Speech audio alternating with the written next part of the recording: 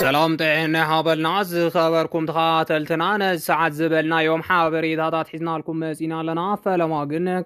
قند رستاتهم ኢትዮጵያ ይኹን መላእ ቀርኒ አፍሪካ ደማውን መዕነዋይን ኩናት ዳግም ከይውላዕ ሕብረት አውሮፓ ፖለቲካውን ኢኮኖሚያውን ጻጥን ክገብር ጻውዒት ቀሪቦም ስምምዕነት ፕሪቶሪያ ብዘይ ምትግባር ናብ ሓደገኛ ኩነታት ንምውሳድ ዝግበር ዘሎ ፖለቲካዊ ክባ ከብቅዕ ይግባእ ተባሂሎም ኢትዮጵያ ኣብ መንጎ ኤርትራን ኢትዮጵያን ዘይምኹን ኩናት ክውላዕ ትፅሕትራላ ክብል ሚኒስትር ዜና ኤርትራ ከሲሶም ዝብሉን ካልኦትን ኣለውና ሕዚ ድማ ናብ ዝርዝሮም ስምምዕነት ፕሪቶሪያ ብዘይ ምትግባር ናብ ሓደገኛ ኩነታት ንምውሳድ ዝግበር ዘሎ ፖለቲካዊ ክባ ከብቅዕ ይግባእ ተባሂሎም አዲስ ስታንዳርድ ንጉዳይ ስምምዕነት ውዕል ፕሪቶሪያ አመልኪቱ ኣብ ዘስፈሮ ርእሰ አንቀጽ ስምምዕነት ፕሪቶሪያ ካብ ዝፍረም ሳልሳይ ዓመቱ እንተኾነ እውን ሕዚ እውን ልሂቃን ፖለቲካ እዚ ዓዲ ናብ ሓድሽ ጎንፂ ንምእታው ይጉስጉሱ ከም ዘለው ገሊጾም ኣብ መበል 21 ክፍለ ዘመን ከቢድ ህልቂት አስዒቦም ካብ ዝበሃሉ ዓበይቲ ኩናት ሓደ ንዝኾነ በስምምዕነት ሰላም አቢሉ ደው ዘበለ ስምምዕነት ፕሪቶሪያ ኣብዚ ሕጂ እዋን ግን ይካየድ ብዘሎ ፖለቲካውን ወተሃደራውን ናይ ጎነፅ ዘረባታት ጥሕሰታት ሕዚ ብቐሊሉ ኣብ ሓደጋ ክወድቕ ዝኽእለሉ ኩነታት ምህላውን ሕዚ እውን ነዚ ዘጋድዱ ኣጠቓቕማ መልእኽትታት ይስምዑ ምህላዎም ይገልጽ ርእሰ አንቀጽ አዲስ ስታንዳርድ መንግስቲ ፌደራል ንስምምዕነት ፕሪቶሪያ ንምፍጻም ዝገብሮ ዘሎ እግሪ ምግታት ንውድብ ሕወሓት አካል ፈራም ስምምዕነት ጌርካ ንምውሳድ ቅቡልነት ምኽላም እቲ ስምምዕነት ኣብ ሓደጋ ከኣቱ ካብ ምግባሩ ብተወሳኺ እዚ ተግባር ናብ ዳግማይ ጎንፂ ዝወስድ መንገዲ ዝኸፍት ይብል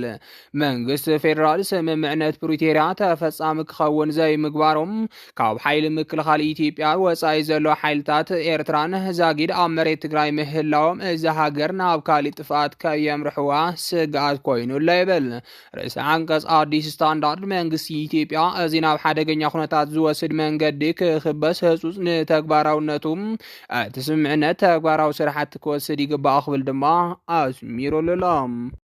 ኣብ ኢትዮጵያ ይኹን መላእ ቀርኒ አፍሪካ ደማውን መዕነዋይን ኩናት ዳግም ከይውላዕ ሕብረት አውሮፓ ፖለቲካውን ኢኮኖሚያውን ጻጥን ክገብር ጻውዒት ቀሪቦም ዲፕሎማቲክ አድቮካሲ ካውንስል ትግራይ ኣብ አውሮፓ ናብ ኩሎም ሃገራት ሕብረት አውሮፓ ኣብ ዝሓፈ ቅልዕ ደብዳቤ እዩ ነዚ ጻውዒት ኣቕሪቡ ዘሎ እቲ ካውንስል ንኩሎም ሚኒስትራት ጉዳያት ወፃኢ ሕብረት አውሮፓ ኣብ ዝሓፈ ቅልዕ ደብዳቤ ኢትዮጵያ ኣብ ቀልቀል መዕነዋይ ኩናት ትርከብ ክብል ኣፍሊጡሎም ኣብቲ ደብዳቤ ኣብ ቀረባ እዋን ብመንግስቲ ኢትዮጵያ ዝተፈጸመ ደብዳብ ድሮን ብሽርሒ ንስምምዕ ፕሪቶሪያ ንምጥሓስ መንግስቲ ኢትዮጵያ ዘስዕቦ ዘሎ መንገዲ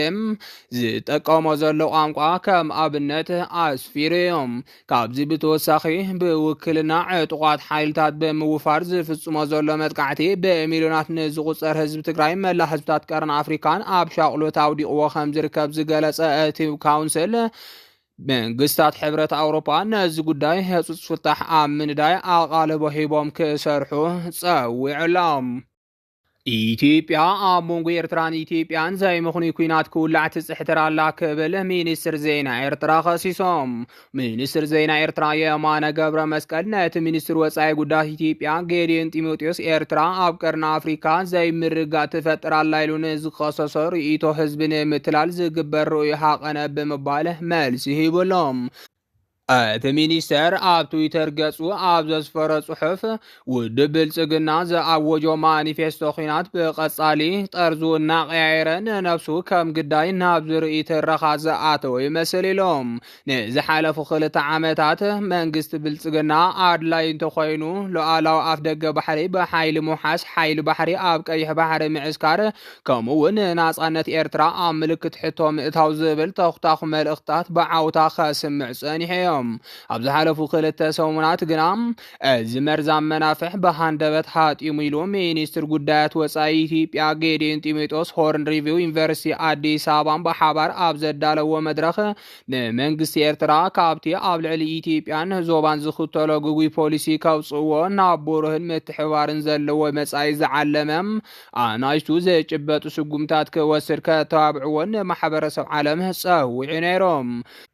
ሚኒስትር ኢትዮጵያ ጌዲዮን ጢሞቴዎስ ኢትዮጵያ ምስ ኤርትራ ዘለዋ ዝምድና ብምጥቃስ ዋላ እኳ ኣብ ልዕሊ ሉዓላውነትን ግዝኣታዊ ሓድነትን ከቢድ ምትኽታኹን ግህሰትን እንተፈጸመም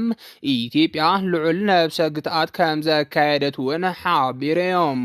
ኢትዮጵያ ዘርኣየቶ ልጓም ምእንቲ ሰላም ክትብል ዝወሰደቶ ሕርያ ምዃኑ እውን ኣስሚሩለዮም። ሚኒስትር ዜና ኤርትራ የማነ ገብረ መስቀል መንግስቲ ኢትዮጵያ ነቲ ክገብሮ ዝጸንሐ ንኩናት ዝቕስቅስ ተግባራቱ ነብሰ ምክልኻል ይገብር ከም ዘሎ መሲሉ ንምቕራብ ከመኽንየሉ ይደሊ ከም ዘሎ እውን ወቂሶም። ኢትዮጵያ ስቕታ ከም ዝመረፀት ዝገለጸ ሚኒስትር ጌዲዮን ጢሞቴዎስ እቲ ትዕግስቲ ቀጻልን ብዘይ ቅድመ ኩነትን ክወስድ ከም ዘይኽእል ኣጠንቂቑ ነይሮም። ሚኒስትር የማነ ገብረ መስቀል ላዕለዎት ሰበስልጣን ኢትዮጵያ ብሕፅረት ትካላዊ ዝኽሪም ከም ዝሳቀዩ ከምኡ እውን ኣብ ካቢነ ሚኒስትራት ባይቶ ወይ ኣብ ካልእ ኣብያተ መዝገብ ሰነዳት ክረኽቡ ከም ዘይከኣሉ ከም ዝዛረቡ ብምግላጽ ዝኽሮም ንምሕዳስ 4 ሓቅታት ዝበሎ ታሪኻዊ ኣጋጣሚታት ዘርዚሮም።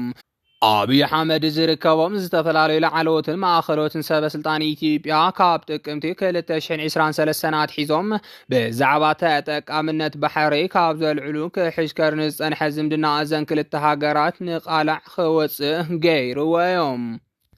ነቲ ሚኒስትር ጌዲዮን ጢሞቴዎስ ኤርትራ ንዘይምርጋ ኢትዮጵያ ኮነ ቀርኒ ኣፍሪካ ትሰርሓላ ንዝበሎ እቲ ሓቂ ግን ኢትዮጵያ ዘለዋ ውሽጣዊ ግርጭታት ካብ ናይ ገዛ ርእሳ ጉድለት ፖለቲካውን ምምሕዳራውን ስርዓት ዝሰዓበ ይኽብል ገሊፆም። እዚ ኣብ መንጎ ኣስመራን ኣዲስ ኣበባን ተፈጢሩ ዘሎ ዲፕሎማስያዊ ወጥርን ምትፍናንን ናብ ኩናት ከይዓርግ ድማ ዓብይ ስኽፍታ ፈጢሩ ይርከብ። ዝኸበርኩም ተኸታተልትና ነዚ ሰዓት ዝበልናዮም ሓበሬታታት ነዚኦም ይመስሉ ነይሮም። ንምክትታልኩም ካብ ልብና መስገን